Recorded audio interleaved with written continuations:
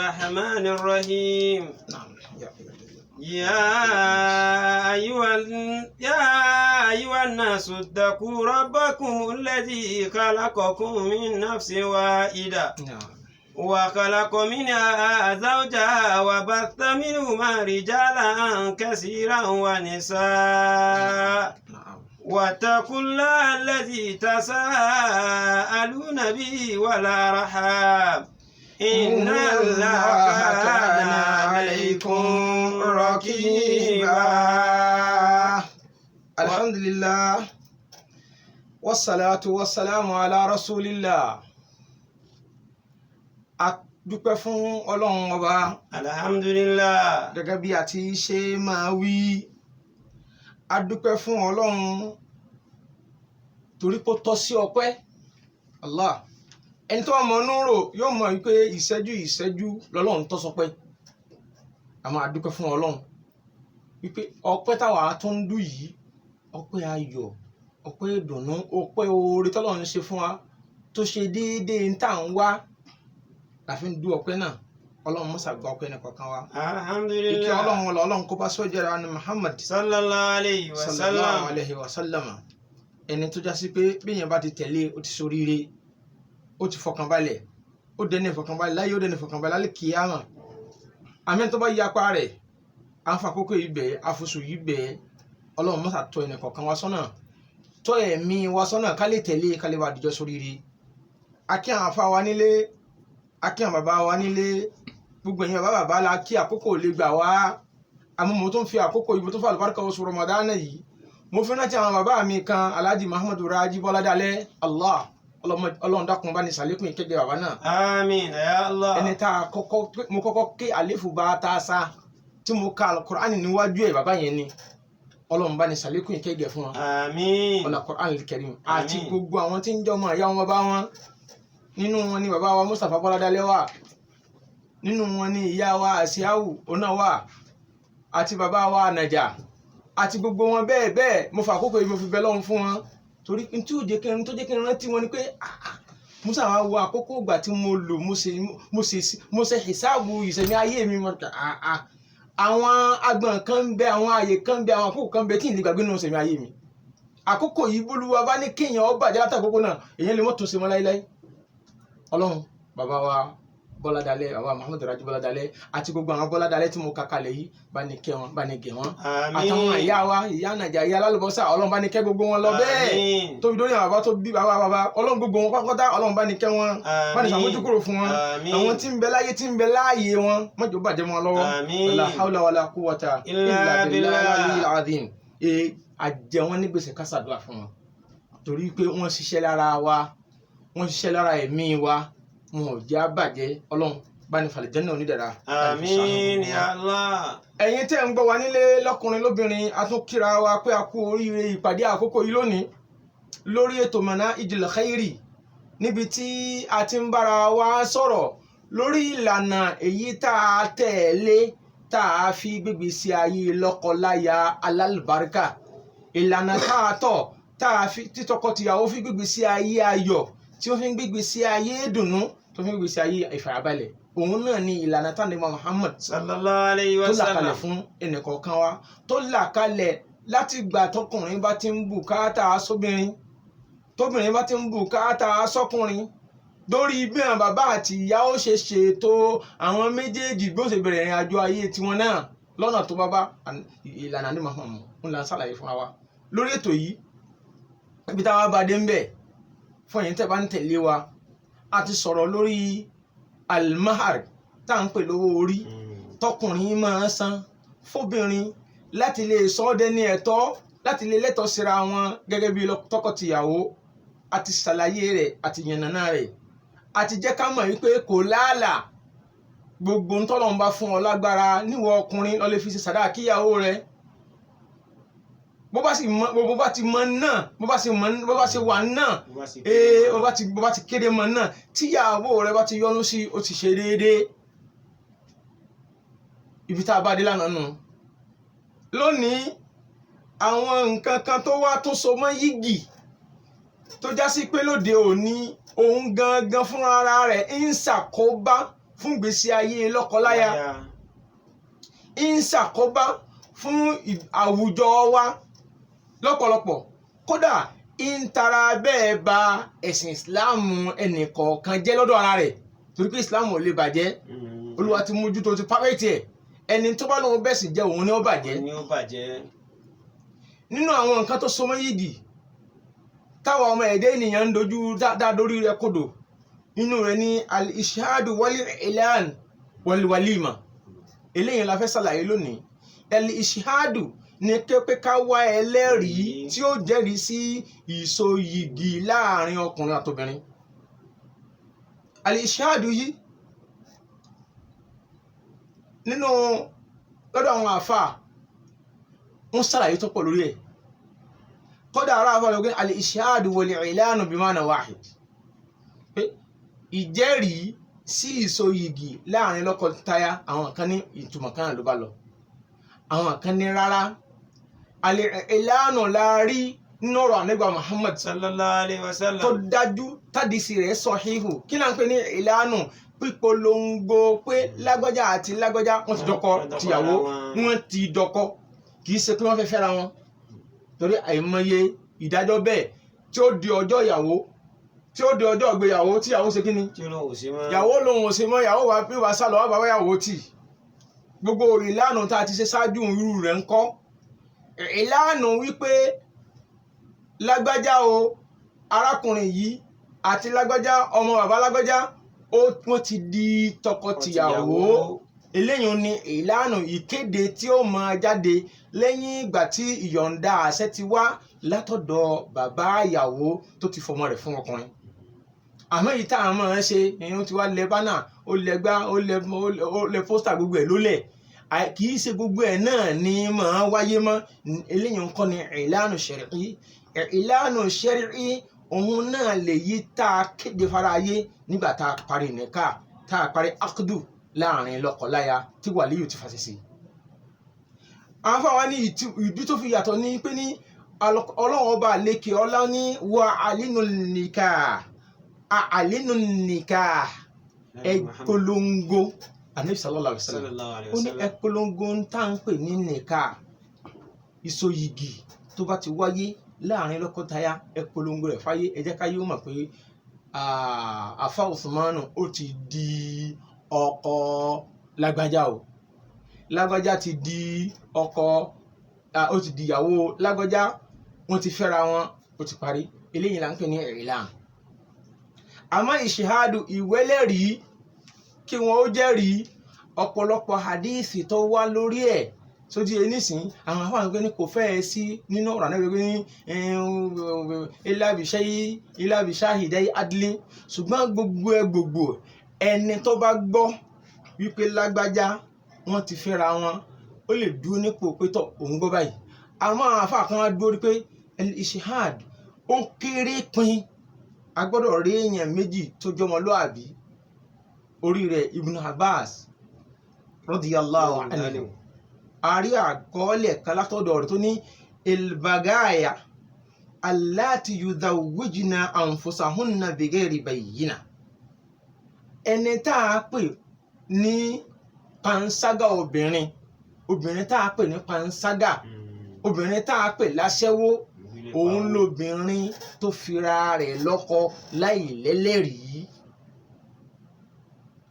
Nínú ọ̀rọ̀ Ibn Abbas kan náà òun náà ó ní la nikaha illa bi shahidai adlin wa waliyyin murshidin. Ibn Abbas ló wí eléyìí tí ò ní kọ́nùkọ́n kì í sọ̀rọ̀ Ànábì sallallahu alaihi wasallam. Àmọ́ gbogbo ẹ̀ ń fi ń rinlẹ̀ wípé a kì í ṣe ìyàwó bòńkẹ́lẹ́. Ẹ jẹ́ ká yóò mọ̀ pé lágbájá ti dọkọ lágbájá nítorí kíni torí ibà adéwájú kò dẹjọ́ ó lè dẹ̀yìn kó dasọ̀ nítorí ọmọ tí ó jáde láàrin àwọn méjèèjì kí wọ́n má bàa ba ọ̀la rẹ̀ jẹ́ sọ̀rọ̀ àìmọye tí ń ṣẹlẹ̀ láwùjọ lónìí tóbi náà wọn pe ní lágbájá èmi kọ́ mo bí òun kọ́ mo bí mọ̀ mi fún èyí tẹ́kẹ̀ bẹ̀rẹ̀ pé ta lọkọ rẹ tán fi ọ́ fún ta ló so igi rẹ lórí ta lọkọ rẹ tí bàbá rẹ fi ọ́ fún kálás Allahu akbar. Allahu akbar. ọlọmọsálà wa. Àmín. àwùjọ wa yìí ó ti bàjẹ́ kò sì sí nǹkan kan tó lè tún ṣe kọjá ká tẹ̀lé sunnah Ànábì sallallahu alaihi wasallam. Sallallahu alaihi wasallam. kóbìnrin ó láyà kó máa sọ pé ní ìwọ kọ́ mo bímọ mi fún o níjó yí ọ ìwọ kọ́ ni mo bímọ mi fún ń gbé ọmọ mi lọ́wọ́ bàbá rẹ̀ ọ sì wà lọ́ìdè rẹ̀. wà lábẹ́ àwòlé rẹ̀. ṣùgbọ́n tó bá já sí wípé wọ́n rìn bó ti yẹ kán rìn kò ní jáde lẹ́nu rẹ̀ láíláí. ẹni tí wọ́n fẹ́ra wọn ní ìlànà tí sunnah Ànábì sallallahu alaihi wasallam kò ní tẹnu ẹ̀ jáde. tó bá jẹ́ pé ibi tó ti ń ṣe ṣẹ̀ríà tó ti ń lo ṣẹ̀ríà ni irú obìnrin bẹ́ẹ̀ ó jẹ ìyà yóò jẹ pa kó ṣe ṣìnà tàbí kó ṣe rọ́jùmù fún kí wọ́n lẹ́kọ̀ọ́ fún. torí wípé gbogbo obìnrin tó bá ti lọ́kọ tí a ti rí ẹlẹ́rìí tí igi àárín wọn sì wáyé pẹ̀lú àṣẹ bàbá ìyàwó Ànábì sallallahu alaihi wasallam ó ní al-waladu lil-firash wa lil-'ahir lil-hajar. gbogbo ọmọ tóbìnrin yẹn bá bí lákòókò tí igi ọkùnrin sì ń bẹ lórí ẹ̀ ọkùnrin yẹn lónìí.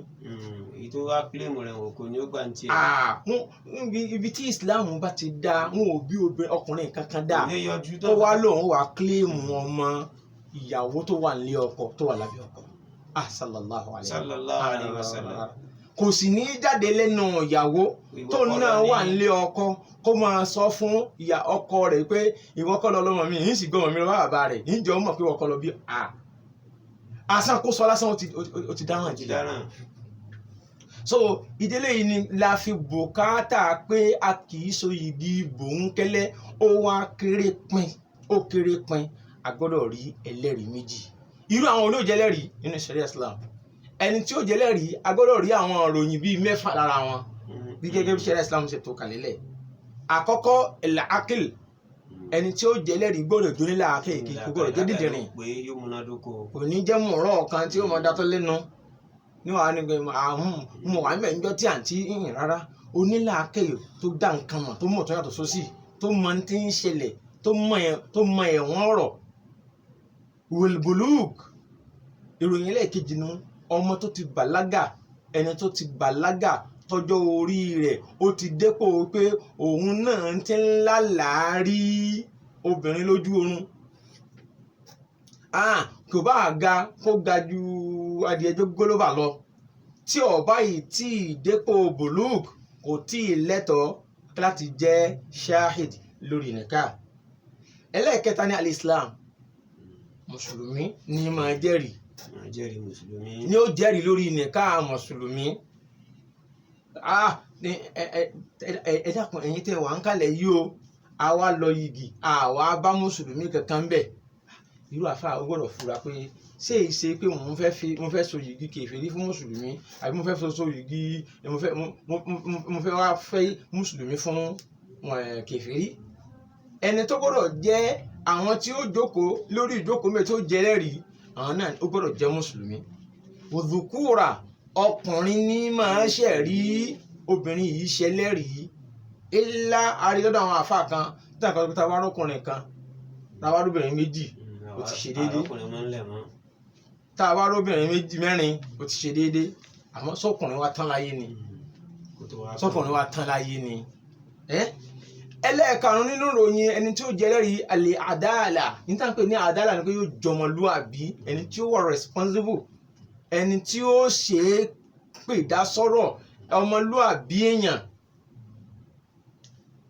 ni yóò lẹ́sìn yóò sì níwà irú wọn là á pè láti wá jẹ́ ẹlẹ́rìí. condition ẹlẹ́ẹ̀kẹfà tó wà níbẹ̀ náà ni pé ní ẹni tí ó jókòó tí ó lóun fẹ́ ṣe ẹ̀rí pé lágbájá níjọ́ tí bàbá rẹ̀ ń fi ń fún ọkọ rẹ̀ yìí mo wà ń bẹ̀ àwọn àyẹn gbọ́dọ̀ jẹ́ni tó gbọ́ èdè tí wọ́n ń sọ. wọ́n lọ rí i pé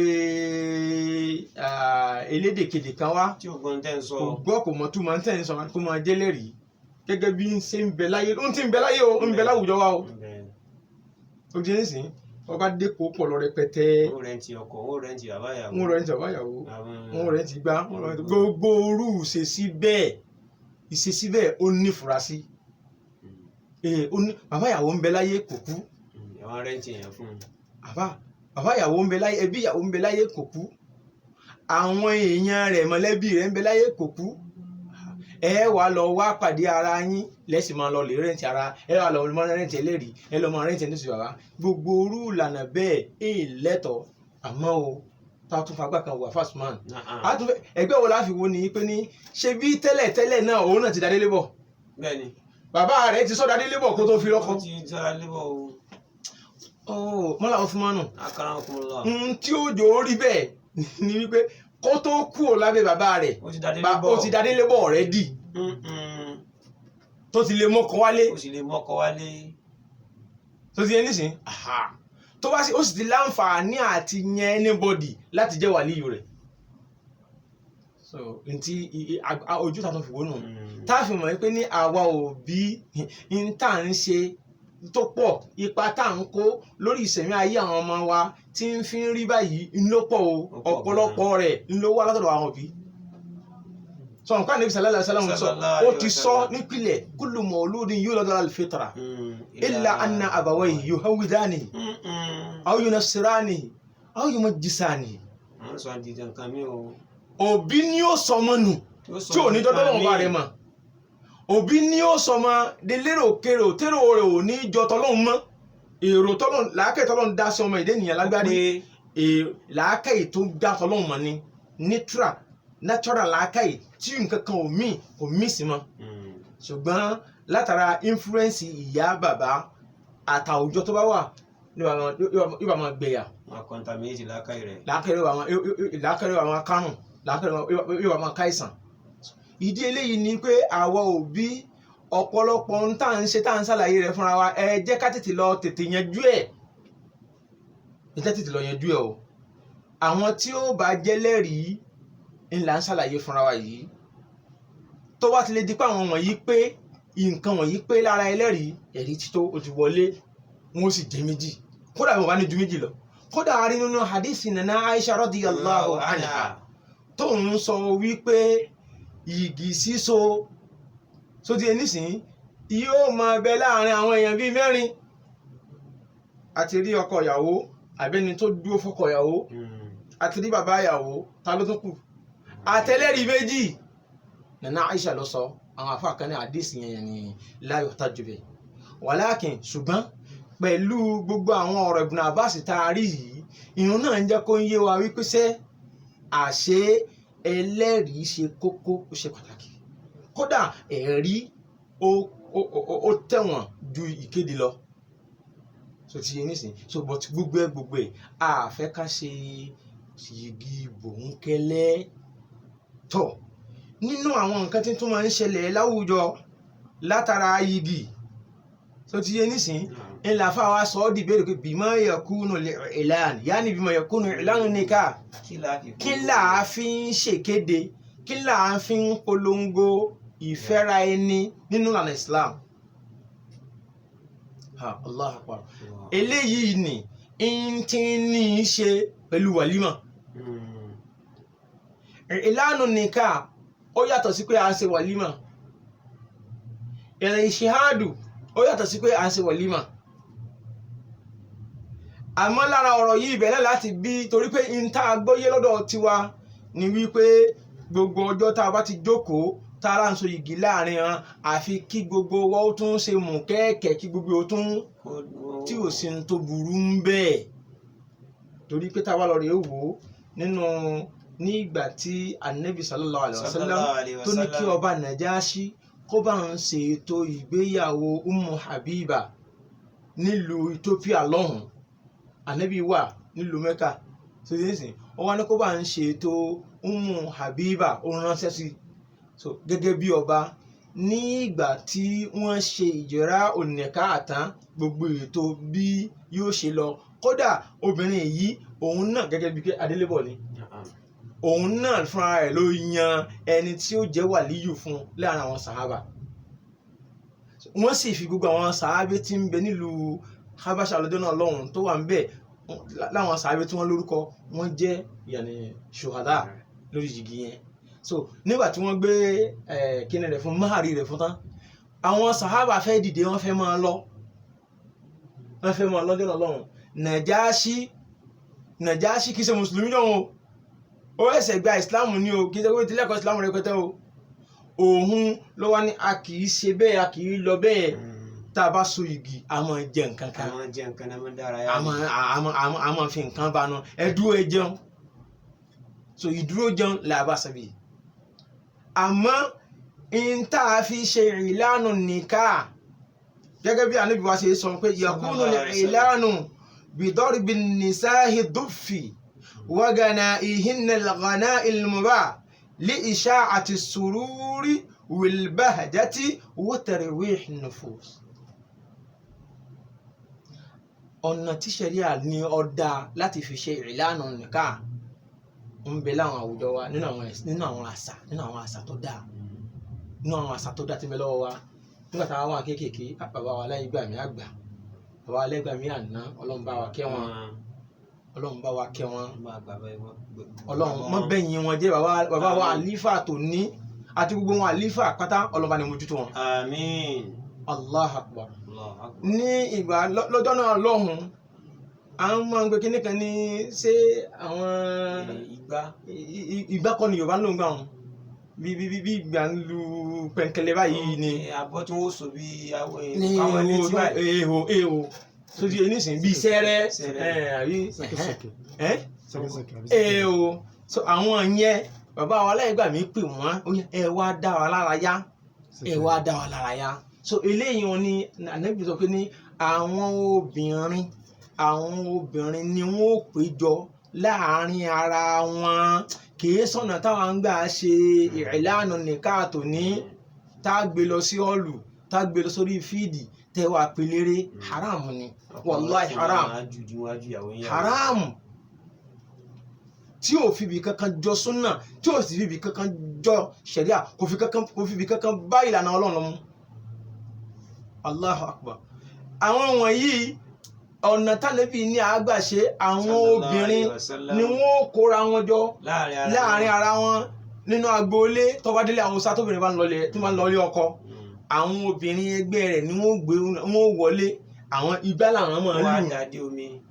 làwọn máa lù àṣàná gbogbo anything tó bá ti fẹ́ mú music dání tó bá ti jẹ́ irinṣẹ́ musical instrument ṣẹ̀ríà Islam takò yányán kò gbọ́dọ̀ wáyé níbi nìka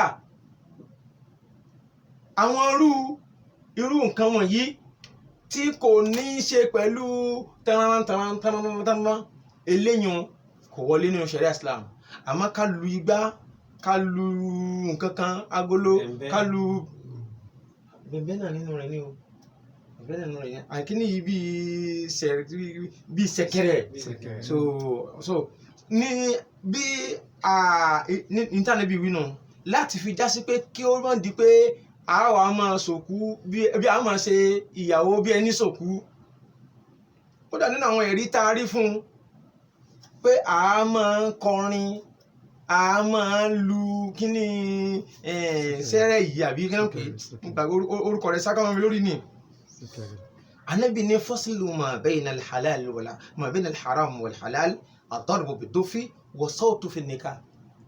Ìyàtọ̀ nìka tí ó bá ti tọ́lọ́run tànábì mu ìlànà ìyàtọ̀ tí ń bẹ láàrin nìka gidi àti nìka haram èèyàn pé ní zina òun náà ni kí wọ́n lu ìlú yìí tamborin kí wọ́n ṣe kó dún níbi nìka yẹn mo rò kọ́ nǹkan mi yé dáadáa kí tamborin ó dún káwá rí àwọn kan tí wọ́n máa wá ṣe kí ni tí wọ́n máa kọrin irú orin wo wá ni bíi wákà bíi rárá Allahu akbar wákà rárá wákà àti rárá eléyìí ni ò sí láyé mọ́ òun wá ní ìlànà tó bàtà níbi mu òun ló lálùbáríkà ọgbọ́ láti kékeré mi tí mo ti ní mo rí rárá rí tí mo ti gbọ́ rárá rí àtúnfèyí tí mo tún gbọ́ bí ọdún bíi 6 sẹ́yìn báyìí wallahi tallahi rárá